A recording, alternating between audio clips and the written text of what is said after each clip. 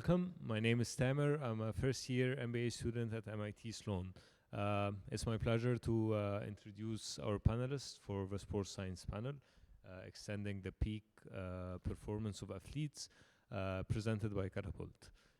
Please welcome on stage Brian Kopp, Catapult North America President, Eric Corum, high performance coach for the football team, University of Kentucky, Stephen Smith, founder of Kitman Labs, Dr. David Martin, head of research and development for Philadelphia 76ers, Christy Ashwanden, lead science writer for 538.com, and our moderator, Tom Harbstroh from ESPN. Thank you. Thank you. So welcome to the sports science panel. Yesterday, Jeff Van Gundy in the Kevin Arnovitz's panel talked about an article I had written about the Philadelphia 76ers the other day about Joel Embiid, and the man behind healing Joel Embiid is this guy right here. And Jeff Van Gundy said, he's the best. He said, every other line in that article should be, "We suck." Who cares about sports science? 8 wins. We suck.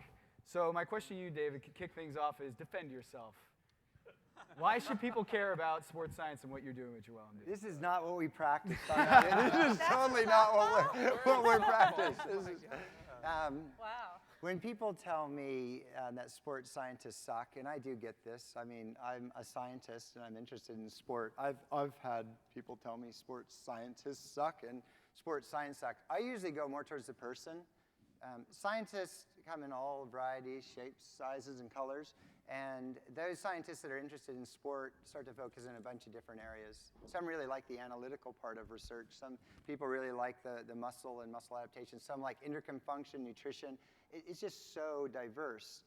You find people that have a passion for an area that they start to do research in. They're trained as a scientist. Some of them get into sport. And then they get to try this really difficult thing of interfacing with a team. And when you do, some coaches and some athletes don't really like the mannerism of that person. So I don't think it's that scientists suck in general. I don't think it's that sports science sucks. I think usually it's a mismatch between the coach and the athlete and the way they engage with the person who is the scientist. I mean, right now I've walked into a team and they're not at the height of their performance capabilities. I think Sam Hinkey's probably in the audience wondering how much I'm going to talk and where this is going to go. But I love what he told me. He said, we're patiently pursuing excellence. And do you want to get on board and help work with us on some really exciting challenges? If you're a scientist and you love challenges, you love questions, you love solutions, then what do you think? You want to come and work with us? So I think you can have losing teams with really interesting people who are scientists that work in sport. And you don't want to judge your sports science community based on your win-loss record. That's not a very fair thing to do. Stephen, you joined a rugby team where they had to change the culture right around, like turn it completely upside down. What was that like? I think it was probably the most pivotal thing that ever happened in my career. I mean, we spoke about it earlier, but I walked into a team that was known for being really flamboyant, having superb talent, but having no backbone and not being able to win on big occasions. And we went away on a preseason tour after a new coach took over, an Australian called Michael Cheika. We arrived to our team hotel and we walked upstairs into the conference room for a team meeting. And we walked in and the walls were papered in newspaper articles. And we went over to have a look, and all of the newspaper articles were horrible. Like, they were just telling us exactly how much we sucked over the last number of years. And he had one particular article that was blown up huge. And it basically, we were called the Leinster Ladyboys. And, in rugby terms, being called a ladyboy is definitely not something that you can stand up and be particularly proud of. So he asked us to spend 10 or 15 minutes looking at these articles, reading what people were saying about us, and then asked us to sit down. And he said, I want you guys to fast forward your lives about 10 years and think about when you're retired and you're sitting down with your kids and your family and you want to talk to them about the legacy that you've created in sport.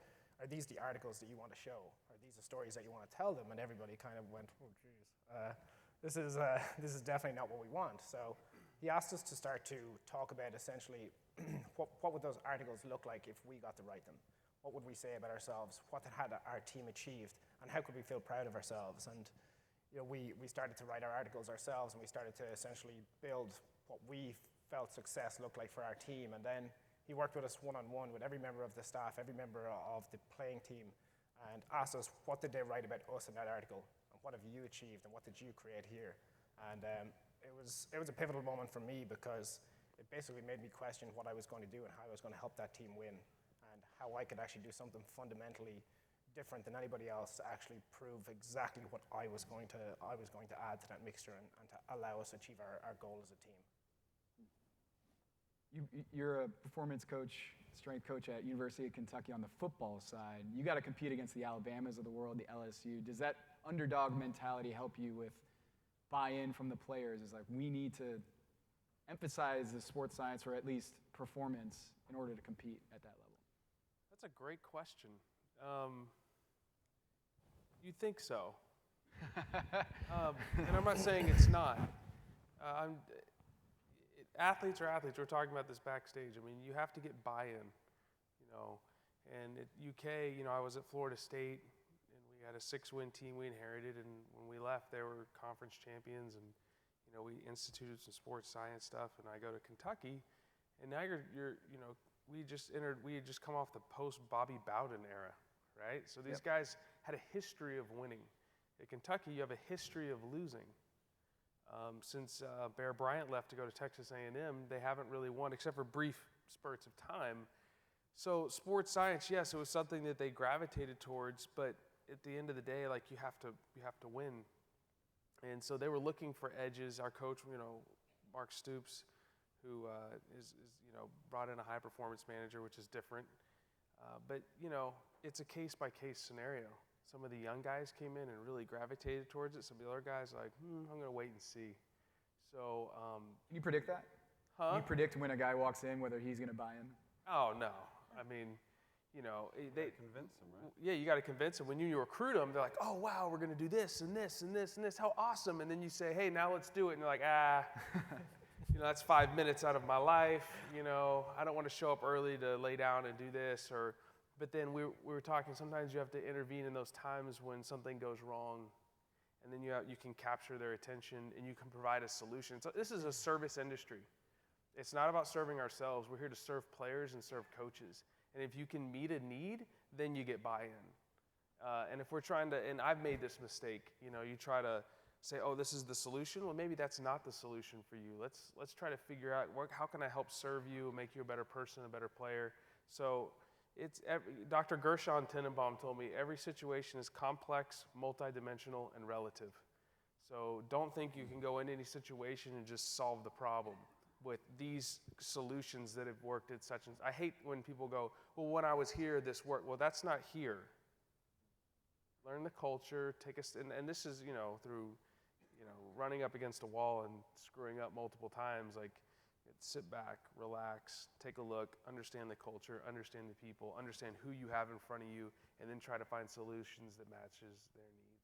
Sometimes I think the label puts it in a different category. You say sports science, people think lab, and it's over here, and it's people that don't know what I'm going through as a player and as an athlete out on the field. And so sometimes that label's wrong, but when you think about sports science or analytics or whatever, I mean, there are teams that do it well, teams that don't. Teams that win, teams that don't. It's all part of the process. And you can't assume that one thing is going to work every season with every group of players, because every group of players is different. But I think sometimes when we call it sports science, people just assume, oh, you're going to be poking and prodding me and doing something crazy, and you don't know what it's like as an athlete. And part of what people like Eric and David and others do is try to bridge the gap between, there's a scientific part of it, but you're not going to sit down and explain complicated things to the player. You're just going to try to get them out there and make sure they can do what they're good at, make sure that they're out there and they can perform. So sometimes I feel like maybe we should come up with a new label for them, high performance or something that's sounds a little bit more powerful. Way more macho. High performance, part. yeah. One of my friends in soccer, he's really well known for sports science. He called me up. He's like, I think my next topic for a discussion is going to be sports science sucks, or I hate sports science.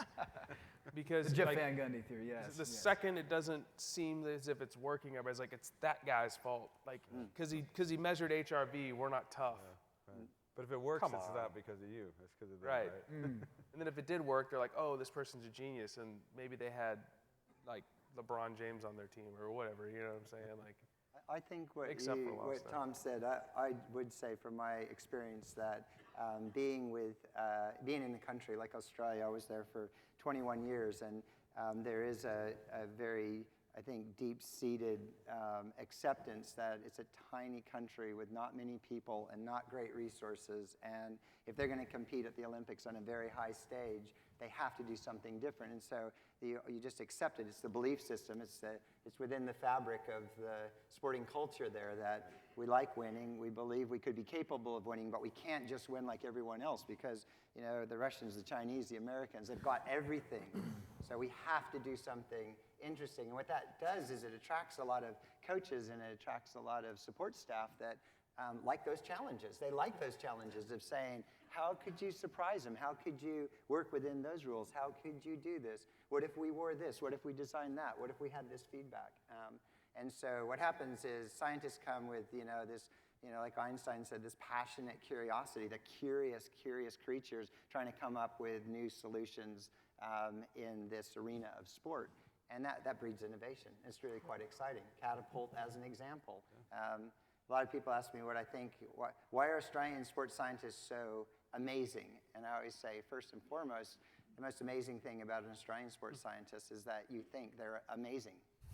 That's a good start because belief in what you're doing is a really big deal. And when you have a team of very clever, innovative people around you, whether you call them sports scientists or whatever you call them, you can start to build up a sense of confidence that this is going to work. We've got the right people on board. They're clever. They'll help us out, and we will come up with a solution, and this is going to work. And once you start feeling that belief, that's intoxicating. And so I really feel like the sports scientists that I've met with in Australia are just part of the big picture that allows a team to feel confident and let them know that they have direction and let them know that they can troubleshoot when required to keep moving forward. How important are people skills? Oh, yeah. But yeah. the conception is that these doctors or scientists, they don't have that bedside manner with athletes. Like, how important is that when you're talking to Julia Okafor or Joel Embiid to be able to get them to respond to you? Yeah, like, you know, I'm in the NBA now. It's unfamiliar territory for me, so the worst thing I could do is just go in and tell everybody I know, you know, what to do and when to do it all the time. So you've got to find the culture that Brett Brown's shaping up. I've got to see how my skill set fits in with that. I got to see when I feel confident that I can contribute to solution space. And when I need to not just answer questions, but where I need to really question the answers that people have just assumed are good. The people skills, I worked for a guy named Professor Alan Hahn. It was probably without Alan, we wouldn't have Catapult. Like, what an amazing guy. He did a talent ID project. He went out and found a whole bunch of rowers, really famous little study now, out of 350 rowers that were in the Canberra area. They boiled them down and they picked 2 girls. And 8 years later, they win a gold medal. That's a really cool story. But the coolest part, I think, of the story is he's such a people person that these guys named their boat the Alan Hahn. This is the sports scientist that found them, that worked with the coaches and nurtured them and guided them. So it wasn't like a scientist in a lab coat that checked in, checked out, and got a report. He was partnered with them and committed with them. One of the things that you're working a lot is recovery. Is how do you get back to where you were before in athlete recovery? You're writing a book about this. Yeah. It seems like with a lot of these athletes is, I don't need that stuff, and then they get hurt. And then they got to get back to that place, and suddenly, hey, I need your help. Yeah, it's really a shift in culture, I think. It used to be that at the beginning of the season, the coach lays out the year-long training plan. This is what we're doing. We're coming in, tomorrow we're going to do this really hard training session. If you're tired, if you're not up for it, you're a wimp, you're off the team. And it was really this culture of you have to do this. These are expectations. It's across the board. Everyone's doing the same thing. And the thing that sports science has really brought to the table is this understanding that, hey, we can train better, we can train smarter, but we can also it's a really important concept that every elite athlete is sort of riding this line. You want to train as hard as you can, but you have to be able to recover from that training. And it's not actually the training itself, it's the adaptation that it sparks that makes an athlete better. And so you want to do enough enough training that you get those adaptations that you're looking for, but you don't want to do so much or so little recovery from it that you don't get back to where you started and actually above. So you're sort of going, train, recover, and then that should bring you up. And it's sort of this up-down that gets from here to here to here, if you were to visualize it. And this is kind of a new way of thinking, of really recognizing that recovery is essential to this. And furthermore, that there are individual variations in how athletes, and we're even talking top athletes. This isn't necessarily something that distinguishes someone who'll never make the pros from someone who won't. But every athlete will recover a little bit differently. They'll respond differently. And so you want each individual athlete to have just the optimal amount of stress and strain that will create those adaptations that you're looking for. How do we know where that is, though? We were talking about this earlier today. Is Jimmy Butler plays 38 minutes, 39 minutes. Where is that line? And your whole business models are built around, hey, we can help you get to that place of knowing when too much is too much. Well, step one is you need information, right? And that information is data from wearables, it's talking to the player, it's other information you're collecting outside the court. So without that information, you're saying, how you feeling? Some players are like, I feel great, even though they may not. So it's a balance between information, how they're feeling, and there's a lot that goes into that. So once you create, what really Christine's talking about is a baseline, that you know how I can get back to that baseline, right? And if you don't have enough information, then where's the baseline start? Yeah, a lot of it is teaching the athlete to have that awareness and to learn. And this is something that becomes an issue sometimes, with getting buy-in from the athletes, where you have to, right now, there's a lot of really smart people that are looking for biological markers, things that are measurable, to look at recovery. But there's not going to be one single measure, because there are so many different systems in the body, the cardiovascular system, muscle fibers, all of these things that are going on. So you're never going to have one number that can capture all of it. And it's kind of interesting to me that right now, sort of the best thing that we have is actually just asking the athlete, how do you feel? But you can't just do that, because they have to actually be sort of paying attention and understanding how they feel and noticing patterns too. And this is where a lot of these tracking technologies can be helpful. It's not that particular number or this particular number of these different things. Heart rate variability is one that's being used a lot, morning heart rate. There are a lot of measures, but teaching the athlete to pay attention to those and to see patterns and to realize, okay, I've noticed that if I don't get good sleep, my score on this goes down. And so it's not that number is magic, it's that it's teaching them to pay attention. And without that trust, then they're not going to be honest with you. Because if they say, I feel like crap, and they say, well, you're not going to play tomorrow night. So they might say, I feel great, even though they may not. So data helps with the conversation, but building that trust and having the people skills is important. Otherwise, you're not going to be able to get to the core heart of what's going on and how they feel. And so there's a lot of data inputs that go into it, and I think that's part of the challenge is where do you start? But having that trust with the athlete to really understand where they are and showing that you're there to help them, not to judge them. It seems like you guys are the bad guy, coming on and being like, if you use it wrong, we are. Exactly. I mean, honestly, if you use it the wrong way, then do you feel like you're fighting that perception within the players? You're also fighting a perception within the coaching staff. So it's a moving target, like player readiness and what a player can handle. So you may have, like in our case in college, you have a freshman come in that's very talented, extremely talented. Their special work capacity, though, to handle the sport is very low. So coaches confuse talent and readiness. And so as the season goes on, they're trying to put a workload on a player that's very talented but don't have the work capacity to handle it. So they hit a wall, and it's a self-imposed wall. Okay, and so helping coaches understand, don't fall in love with the glitter of the talent.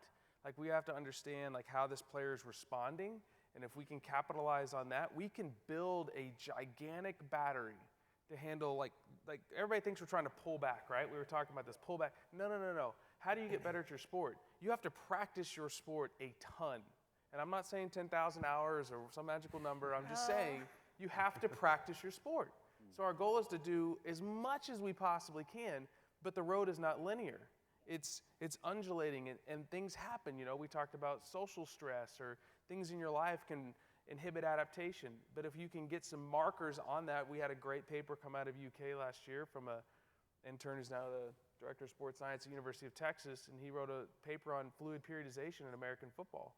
What does that mean? Basically, you have a plan, right? So periodize your plan. You need to have a plan, everybody, okay? Right? You have a plan. But then based off of how the athlete came in every day, we let players choose whether or not we were going to use certain monitoring tools. And depending how the player came in, we would adjust, not just down, but up. So if they came in better than we thought, we may be 20 to 25% more than we have planned. And over just a period of a summer, the results were guys could be training on the same rack, same position. One was using a fluid model, one was using a static model. There was anywhere between 150 to like 500% more improvement. You can read this. I mean, it's published, or it's going to be published, but you can find his dissertation online. And it just goes to show that like it's a moving target. And some guys adapt really fast, some guys adapt slower, but over time, if you're patient, you can develop a huge bandwidth to handle lots and lots of training. And that's what every coach wants. We want to go practice forever. I think what we've turned to in sports science over the last number of years is that, I think what Christy said is so important in terms of recovery, but I think we've gone way too far on the opposite side in that. This is important. Is everyone thinks that sports science is like, well, we got to rest more. We Exactly. got to We pull cut people back. practices, Hey, shoot around. can we somebody gotta sleep hashtag in. tweet that out? Yeah. So Yeah. we now like start to, I think, we look at the data, we look at like what risk factors that we're identifying, things like that, and we keep pulling athletes back. And I think sports scientists have gone to this point where they start to say, okay, wow, I see a risk factor, this person shouldn't do something. And I think we have to be really careful about the data that we look at and whether something is actually meaningful or not, because every time we make a change to what an athlete is supposed to do, we limit their athletic potential. And I think if all we ever do is pull people back and get them to do less because we think that there's a risk, then all we're doing is actually, we're fundamentally stopping the principle of overload. We can't make athletes bigger, faster, and stronger because we stop them from doing things. I think we need to be way smarter about how we use data. It should be, how do we change the way we train them? How do we change the way we treat them? How do we look at the exact modifiable risk factors and do something incredibly intelligent with it, not pull people back? We had a little bit of a chat, Tom and I was telling him about an example in the biomedical literature where they were developing the ability to monitor heart rates in babies before they're born. So these fetal heart rate monitors, and sounds like a pretty cool thing to get because, you know, getting born is stressful. So if you could monitor the heart rate of these babies, maybe you could save babies, and it'd be a great thing for the whole medical industry. But what happened was nobody was prepared for what they saw, so started seeing really what was going on when babies were getting born, and it alerted, it was alarming for a lot of people. And so what happened was you have almost a decade of more cesarean, more C-section births than before. And you know, it takes like 10 years for the industry to recover from this newfound information. We now, with all the sleep monitoring that's going on, there's some really cool research that's coming out now, a couple of studies where they have basically run like a belief effect intervention, and they'll grab a group of people, 200-300 people, heart rate monitor them, and then one group comes out and they'll tell them at night, your sleep architecture is fragmented, it's probably 2 standard deviations below normal, and if you do this for 3 to 5 days, you can impair cognitive function on different tests because people go, I'm going to fall apart because you need sleep, and they're telling me my sleep is bad. And so in the other group, they get just the opposite. They tell them that, oh my God, you know, you sleep so well, you'll be able to handle anything. Like, really? And so these people are happier, and they have better mood, and they function great through the day. And so we have to be very careful that we're not getting self-fulfilling prophecies. If we monitor something that we don't understand, and we have to on the fly create an outcome that sounds right, then if we're powerful with our message, and a lot of scientists that end up working in sport are fairly good salesmen, some of them are very good salesmen, then people start to believe them. And so what will happen is you will get what they believe is going to happen. And that's a really vicious circle, especially when you're starting to detrain an entire team. Absolutely, and I think you look at particular variables and metrics, and people have ideas right now that they know if something exceeds by X percentage, that's dangerous. Like, most times when we look at data and we look at the information that we house and all of the different teams that we work with, and then we apply back the thresholds and limits and things like that were found in published research paper, it does not stand up to what actually happens in real life athletes. So we have to be careful about how we apply other research to our pool of athletes, because humans are so complex and unique that we can't just apply this binary type analysis to how we think they're going to perform or how we think they're going to recover. Like, I think our job, if we are really pursuing sports science, is to ask a very good performance question, collect a large body of data from multiple different areas, and then actually try to answer that question and see what it tells us. Don't make our own opinion on this is what it means. Let's ask the question, do the analysis, and find out what it actually means. And if you do it right, you can push athletes harder. Absolutely. Like people assume that, you know, I had an NBA coach. We were meeting with him. He hadn't signed up to work with us, and he said it much more bluntly. He was quiet most of the meeting, and finally he said, if you're here to tell me to play these guys, I'll tell you how not to get anybody hurt. Don't work very hard. Then I got a bunch of out-of-shape guys. So, you know, and basically through the conversation, he wants to know, but he gets frustrated when he pushes them hard and they get hurt. So basically, he wants to know where the cliff is, so he could push them all the way to the edge and then stop, and then push them again, and then push them again.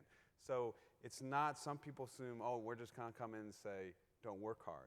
Actually, if you see, and college football is a great example. I mean, they used to do these two-a-days, right? And guys would come up and you beat the crap out of them, and everybody would get hurt. And then if you're smart about how you periodize it, you can actually work harder over the course of your training camp and have more guys ready to play. Because that's really what it's about. This is pretty crazy to me. Last night I found out that in the NCAA, the rules is you can't hold a football in practice, or else The that's... NCAA is crazy.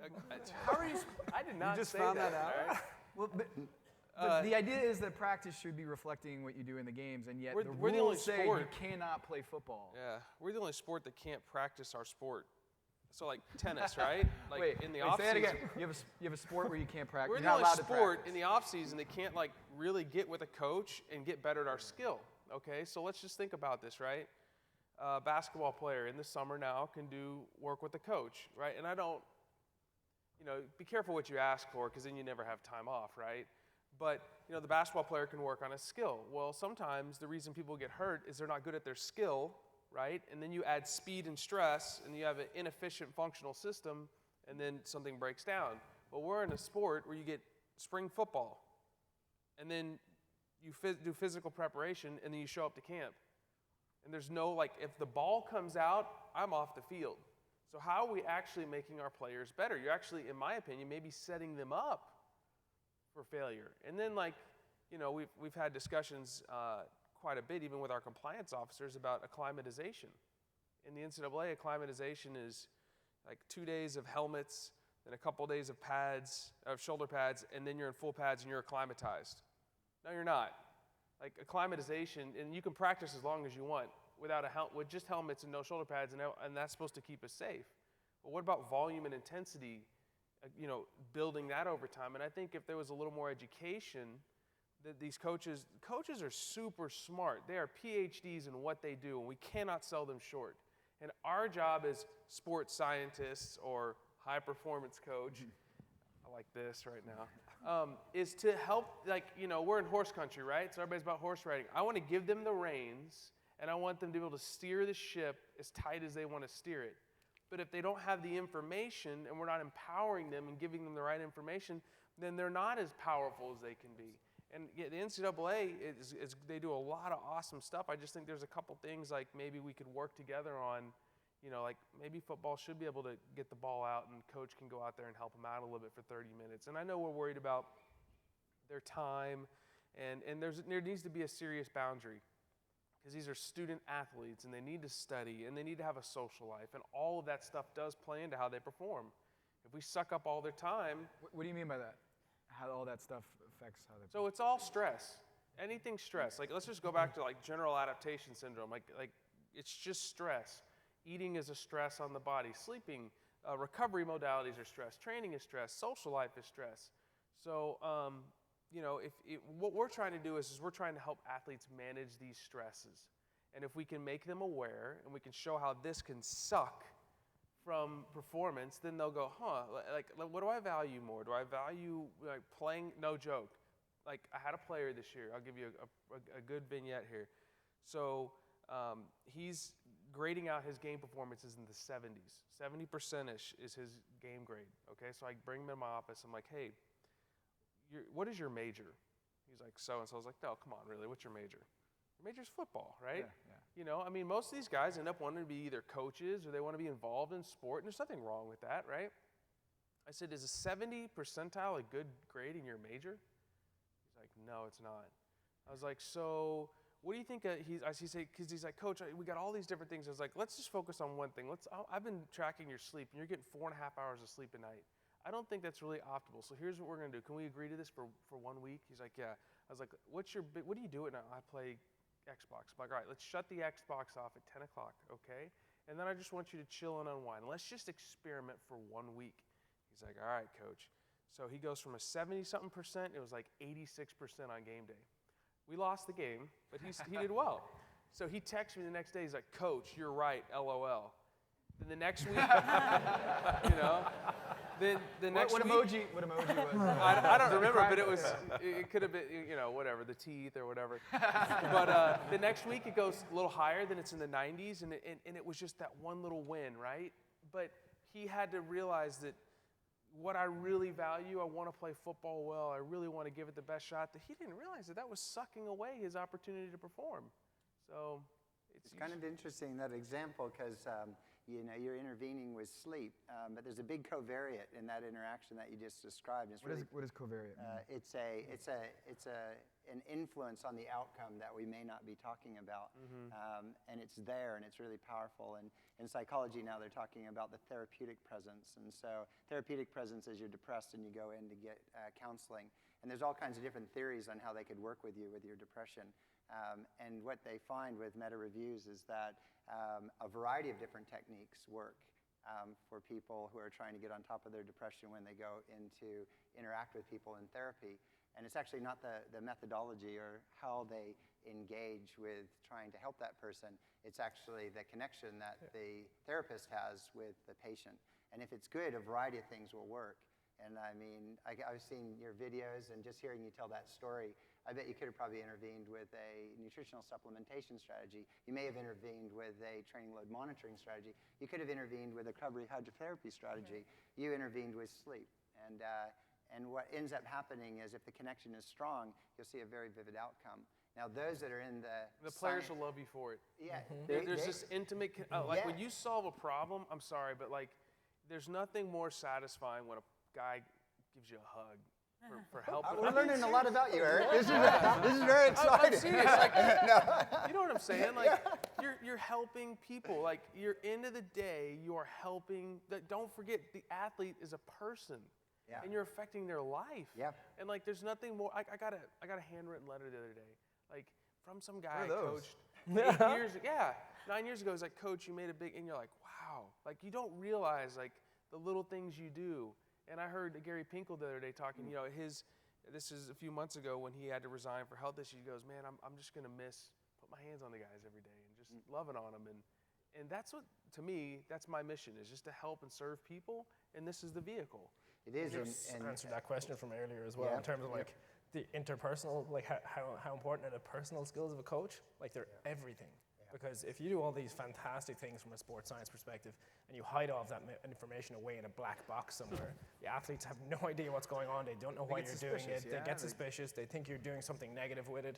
Well, like, what these guys are talking about is opening the door and showing people what you're doing and why you're doing it and why you care so much. You care so much because you do care about these people you're working with. You want them to be better. You want them to extend their careers. You want them to earn more money. You want them to be much more successful. And I think that, like, we need to be better as well in sports science at actually feeding back what we see in the information, showing it to the athletes and telling them how we're actually helping you, because otherwise we'll continue to have these scenarios where, you know, a team doesn't go well and then they're blaming sports science. So it's like... And you can see why, because, you know, a lot of sports science, as a scientist, if you go through training, no one really works on your interpersonal skills. I mean, a lot of us you may end up in science because you have no interpersonal skills. I have no idea. Some would say that that's the case. Yeah, and so you can get into a situation, again, I brought this up in the back, that you know, there's these classic psychological studies on prisoners and guards, you know, and power and what it does to different groups and how you can polarize and fracture groups. So, you know, two groups of students say, well, you're prisoners, you're guards, you look after them. These things never go well. And if you empower young scientists with technology and you say, your job is to police this scene, you make sure they hit their training zones and you make sure they go to bed, and you put these devices like prisoners, like wrap it on them, and they will never take it off, you know, or they will not be starting this weekend, and you enforce it, you could be setting up just going completely against what you were saying is so important in sport, which is someone supporting me, loving me, caring for me, desiring, you know, believing in me. And so I think that's where some scientists get a very, very bad rap, and they brought it upon themselves.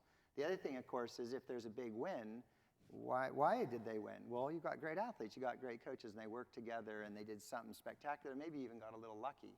So if you're a scientist and you want to claim the win, then you better be ready to claim all of the defeat as well. And it doesn't always go that way. David, you mentioned to me that when a cyclist in competition is off the road, you are thinking, how do we get him fed, massaged, and in bed? And they understand the value of sleep.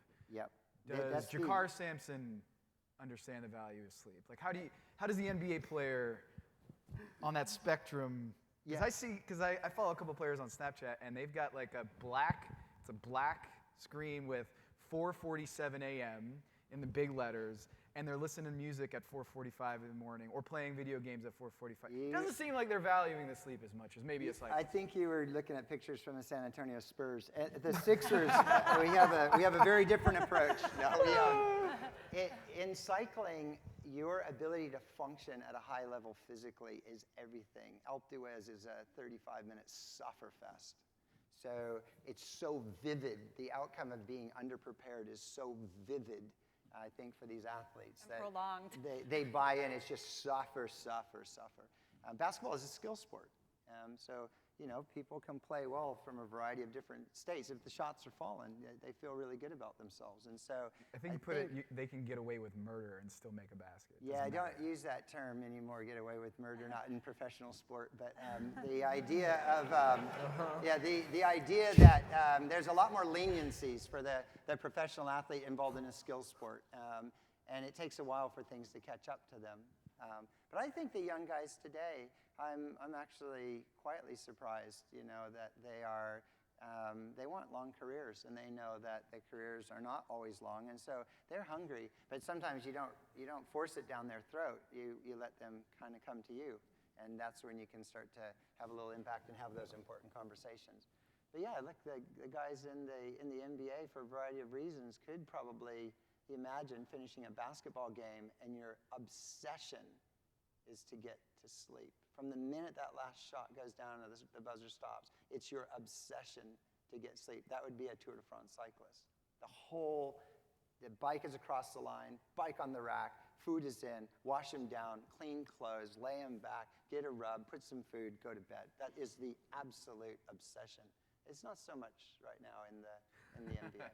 Wow. There is kind of a growing recognition, though, right, of the stress of travel is another thing that we were talking about earlier, is just this recognition that, maybe if the game gets done late, you don't want to travel home. You want to stay another night there, get everyone in bed, make sure they're not out all night, whatever. But this is something, I don't think that was recognized as much in the past, just to the extent to which it's really important.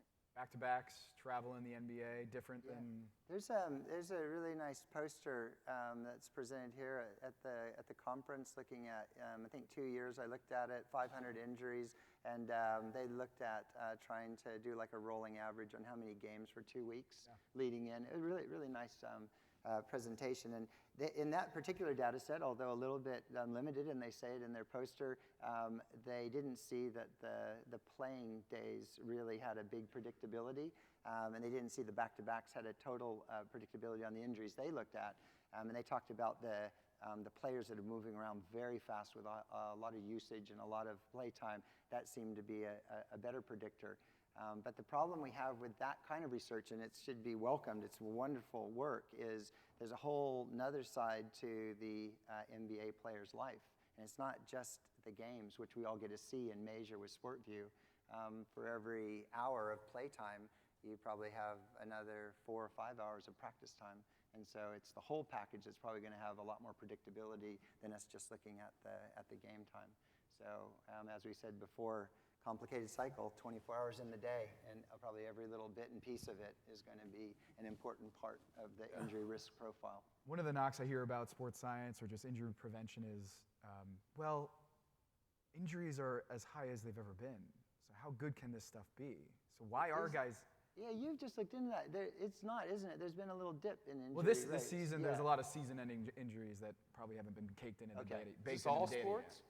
You're just talking like. No, I'm just saying it seems like medical science should, when you talk to players who played in the 80s and 90s, they're like, we didn't have this stuff, and we were playing 82 games. Yeah. So Those how are do you, the same why guys are that can't injury? walk, right? I think like I hear this quite a lot in that, I think we believe we're spending way more on sports science now. We're spending way more on technology. We've added so many new staff members to these teams, yet injuries can still continue to rise every year.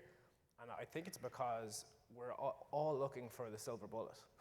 We're all trying to grab onto one data point that tells us everything that we need to know. And again, like reverts back to pretty much everything we've spoken about here. Humans are so complex that one data point or one source will never tell us everything that we need to know. So it's not just about the distance that we run or the accelerations and decelerations. It's not just about how many hours of sleep we get or how good quality it is. It's not all about our heart rate variability. It's not all about our nutrition. Like it's a combination of different things. And I think what we need to continue to understand is we need to measure all of the stresses that we place on athletes, which we're getting way better at through all of the demands we place. What we're probably not so good at collecting clean data on is how do they actually respond to that every day? And if we actually know how they respond, I think now we can start to make decisions about whether we continue to push an athlete forward or whether we need to actually adjust something. So, but again, like the response that we need to measure needs to be different because different types of responses tell us about different types of risk. So we need to be collecting, biochemical information, biometric information, biomechanical information, psychological information, because the athlete does actually matter in this as well. We just need to stand back and take a more holistic view. And I think sports science, to an extent, has kind of got to this point where we just jump in and grab something that's bright and shiny and decide we're going to use that, and that's going to tell me everything I need to know. And that hasn't happened in the medical industry in any other vertical for preventing any other illness because that doesn't work. I mean, what is sports science? I mean, I'm getting real philosophical here, but sports science has been going on for a long time, okay? Making a training plan could be sports science. Making a well-structured, periodized training plan. So this has been going on forever, right? You think this is brand new? No, now we got tech. And so everybody's like, ooh, sports science. Well, these coaches, that's one thing I always talk to coaches about. You are a biologist and a strength coach because every time you put an athlete on a field, you're creating a biological change, and you don't even realize it. Like, what? Like I use a big, one of my favorite slides is I'll show Arnold Schwarzenegger lifting next to a football player on the field running a route. Like, that's what you're doing. You're training, you're creating change. It's just now we've created a fancy word and we've created divisions for it. You know what I'm saying? Yep. So I think sport, like a lot of the best science, has been going on since the 50s and 60s. And now we're kind of coming back around on different things that we had ignored before. But there's nothing more fundamental than a well-designed physical preparation program and a well-designed training plan. And believe it or not, those things aren't always nailed, okay? So if we just have good physical preparation that matches the bioenergetic and biodynamic demands of the sport, not CrossFit for basketball or whatever, whatever, and then you have really well-designed practice plans, a lot of these things start to disappear, okay?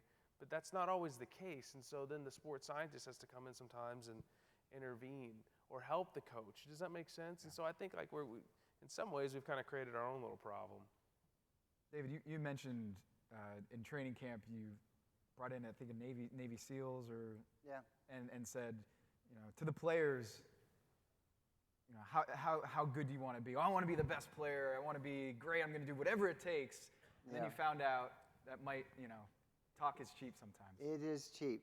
A lot of athletes want to do what they like, not what they need. And, it's not for me to say I know exactly what they need, but there is quite a bit of evidence that things like good food and good sleep and consistent training that doesn't dramatically overload from week to week, all that stuff adds to like a healthy athlete. So we tried to stress this point to the athletes that sometimes there are things you're saying that they're not actually really true. So we had them up late in the evening, and we brought in some, they were actually Australian commandos from the 2nd Commando Regiment, and we just told them, these guys are all here, they're very good at what they do, they're experts and they're special forces, and we want you to tell them how much you love your sport and how much you're willing to do anything to be better at your sport. And it ends at about like 11 at night. And then the commandos got up and said, that was really heartfelt, man. You guys are motivating. we're going to work with you tomorrow, and it's great you're so motivated to become a better player.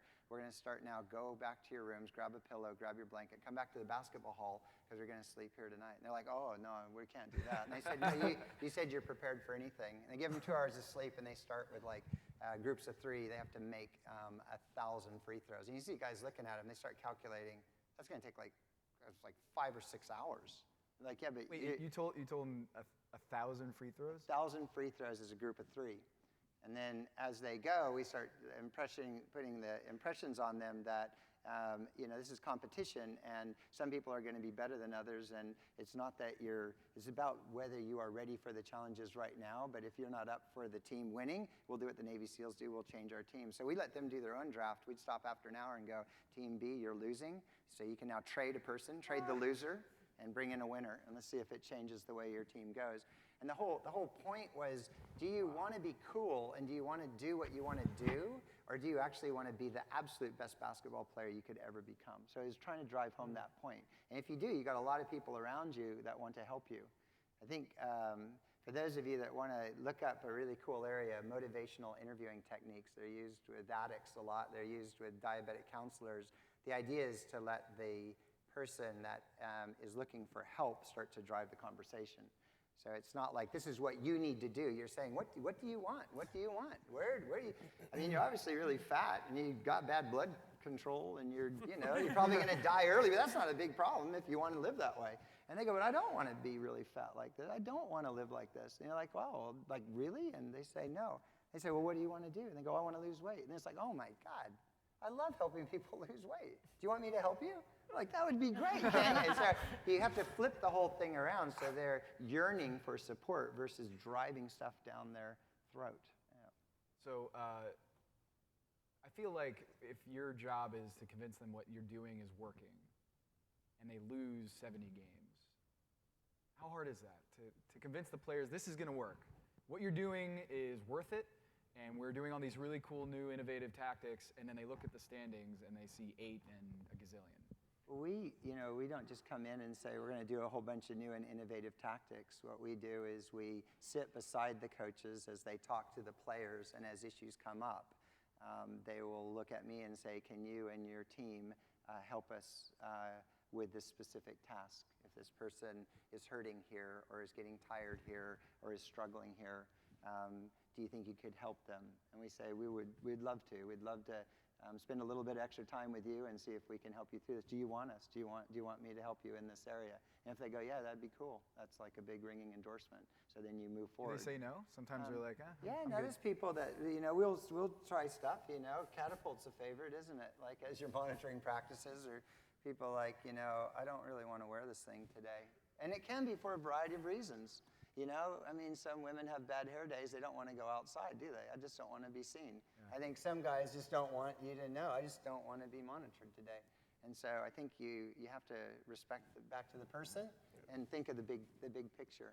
People usually don't reject sports science. They reject the sports scientist. Yeah, they reject the person that's talking to them. They're like, I've had enough of you, and I'm going to let you know who's in control. Me. So I'm not doing what you want today.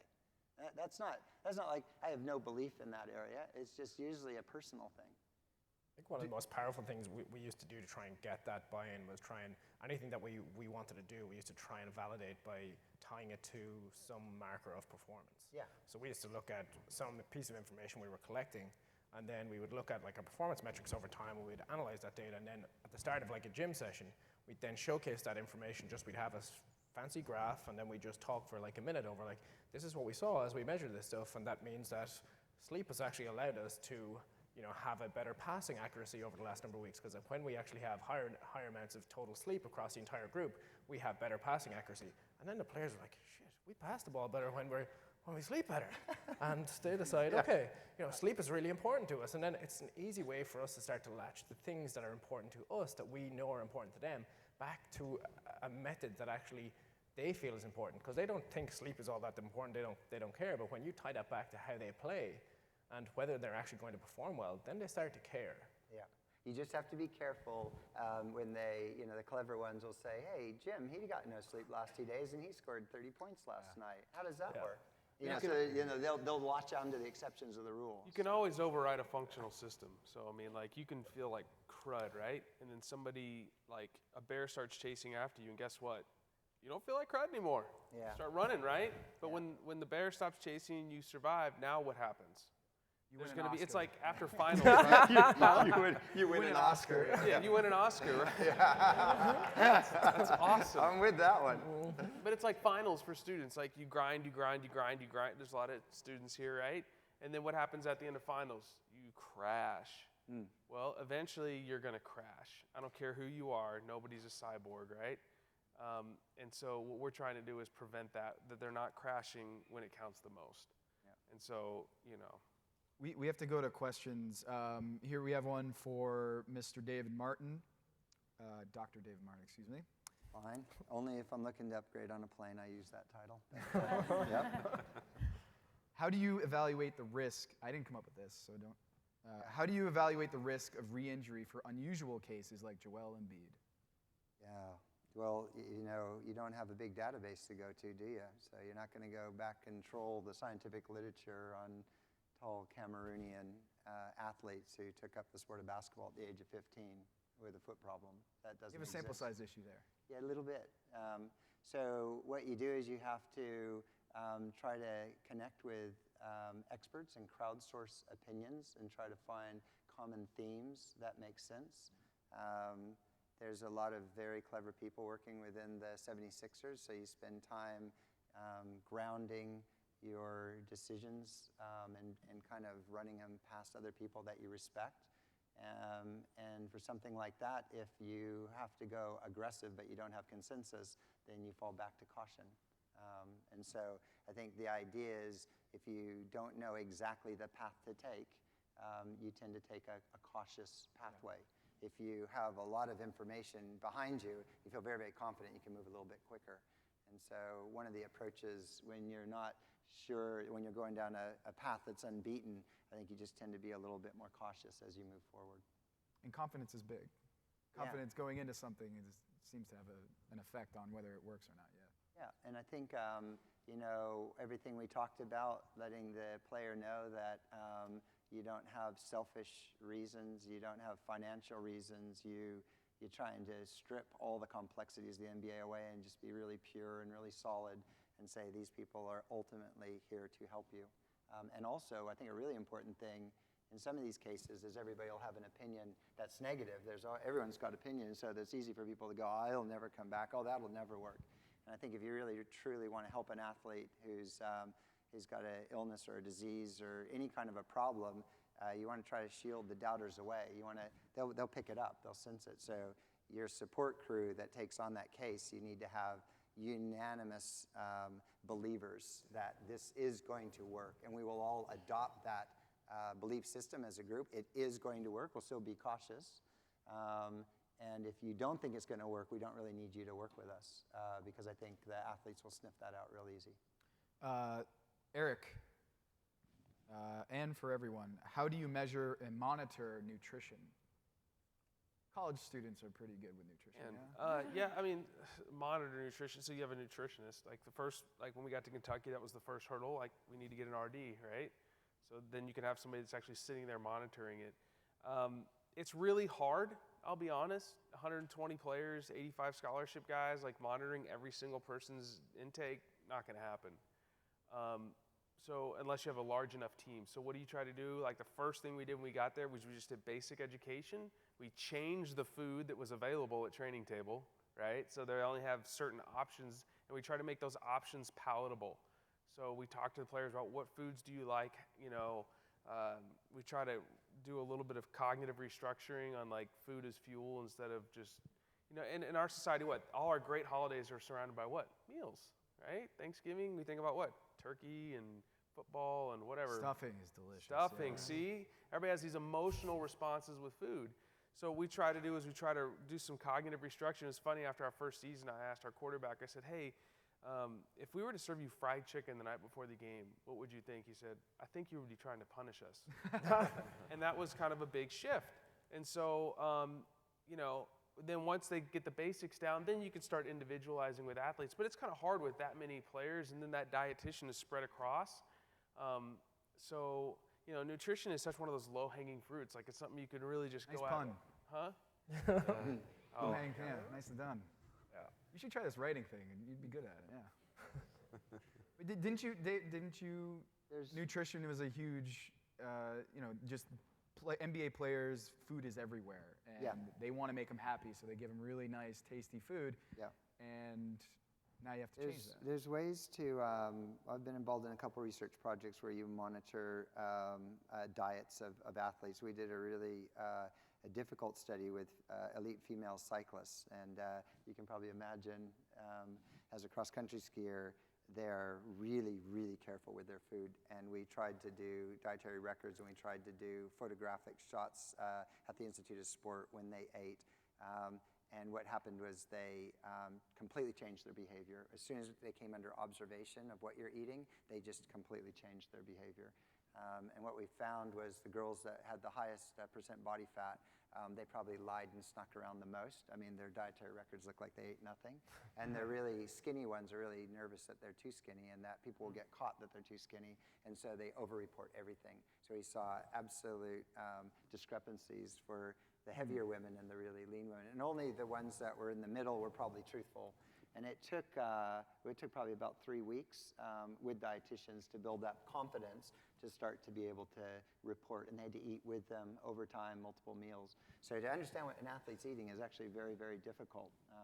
What you can do is measure body composition and training load. In cycling, that's almost easier. And so you can kind of get an idea on the caloric balance just by saying, we know with SRM power meters, the energy expenditure during training. We can estimate your resting metabolic rate. We add that together, and we kind of have a caloric burn.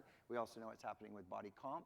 If you're gaining weight, we know you're probably eating more than you need if you're losing weight. So you can almost do it by differentiation. That's the key, I think. But it's tricky. It's really tricky stuff. And for the NBA player, you know, one thing you can do is guys who are trying to lose weight, NBA players trying to lose weight, you pre-plate. So you actually prepare the meal into a box, and you say, this is your meal, and you know the caloric content in it. And if they're connected with you and believe in you, they'll just eat what you give them if you're really connected. If you're not connected. Are they cool with it? Yeah, some are, because they want to lose weight. Maybe not because they think they'll play better, but, you know, young guys want to look cool. Are there weight? Do you guys fine for weight? We don't on our team. I don't know if other teams do. I know the NFL, it's like a big deal. Like you have a certain bandwidth you can be in, and then you're fined. Yeah, I mean, that's so a good. There's a little bit of a motivator there. Yeah, either motivator or a great way to just absolutely wreck the harmony within the team. Yeah. It can, that's a pretty brutal way to deal with someone. If your weight's up by 4 pounds, I'm going to fine you, 10 grand. But I love you. You know, it's a little bit of a mixed message. Yeah. Slightly. This is for anyone. Do you worry that the new interest in sports science will just lead to more advanced doping? Oh, I do. Oh. Yeah, do you want to hit it? I mean, this is usually, I spent 20 years in cycling, so my whole career has been wrapped around Lance Armstrong Tour de France, so I get hit with doping questions like you wouldn't believe. The big thing about doping is it's not like the technology drives it. It's usually the incentives and the lack of regulation drive it. So if there's going to be huge money for somebody who can win the Tour de France, and there's really very little testing that's relevant, and the penalties are minor, then you're just encouraging an environment. If nobody checked your taxes whatsoever, and there was huge gains financially for people to make by cheating taxes, you'll create a system where people just cheat taxes. And there's creep. There's massive creep. Yeah, the rewards are still, I mean, if you're Bjarne Riis, you know, have admitted to, whatever, and now you're running your own team. Like, there's not, Jonathan Fodders is another example. Yeah. Someone you can come out and admit that you did this and be running your own team, continuing in the sport, and as long as that's the case. I mean, the truth is, the most advanced sports science out there right now is the dopers. I mean, the people trying to catch them don't have as much money. There's less incentive, and so some of the biggest innovations are actually happening in doping itself. I would love to be able to, sneak behind the curtain and see some of the research going on, because they do, they're not doing randomized controlled trials, but they're doing, they are looking at, we have multiple examples now of dopers getting their hands on drugs that, aren't approved by the FDA yet. This is stuff really early in the pipeline. I've spoken to scientists, that they publish a paper, they have something, it may not even be published yet, they present at a conference, and they're getting calls from coaches wanting to get their hands on it. I mean, there's a real interesting with technology being so ubiquitous. All of a sudden in sports where we never knew the physicality of the sport, now with like Catapult or SportView or these different types of tracking technologies, you can start to see like dramatic differences in movement patterns. And I think in a sense that might start revealing to doping agencies people they could start to target. So cycling and cross-country skiing are interesting sports because you never know the time. Snow conditions, terrain, times are irrelevant. But in swimming or in marathon running, if all of a sudden 8 guys just went sub 2 hours in the marathon, I think most people would just be like, something's up. I mean, you just hit on this, and we only have 1:34 seconds. Players Union, you'd think that this is going to be all positive tracking devices, monitoring devices, and everyone wants these guys healthy. But you just hit on something that if a player's performance jumps up on a Catapult device, that he's suddenly accelerating 200% faster than he did, that's interesting. You just created a new business for us. Let's start using that data. But no, I think it's right. I mean, the missing link in a lot of the U.S. sports is having that level of accurate data in games. In college, they can start to do it. In the pros, we can't yet. And I think the best way to get around some of that is have as much information as you can. I mean, some of the sports like cycling and others, you do it in a lot of different ways. Here in these team sports, it's about how are you going out there and performing. And if you can start to measure that, it helps to monitor what they're doing. It helps to prevent injuries, but also to make sure that they're in bands that make sense. But do the players think of it as the enemy, like a Catapult device? I strap it on my back.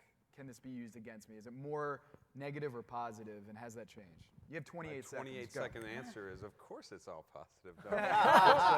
With his orange shoes and his orange eye. No bias whatsoever. Yeah. No, I mean, it's the theme of everything we talked, right? I mean, if you use it in a vacuum, then there will be distrust. If you use it in a positive way, which is, this is to help you. And if there's worry about that, then you be more open. You explain to them what you're doing. You explain to them how this fits into overall ways of improving you as an athlete, improving the sport. So that's my 28-second answer. That was amazing. That was a great elevator pitch. All right, thank you so much, guys, for a wonderful panel. Thank you.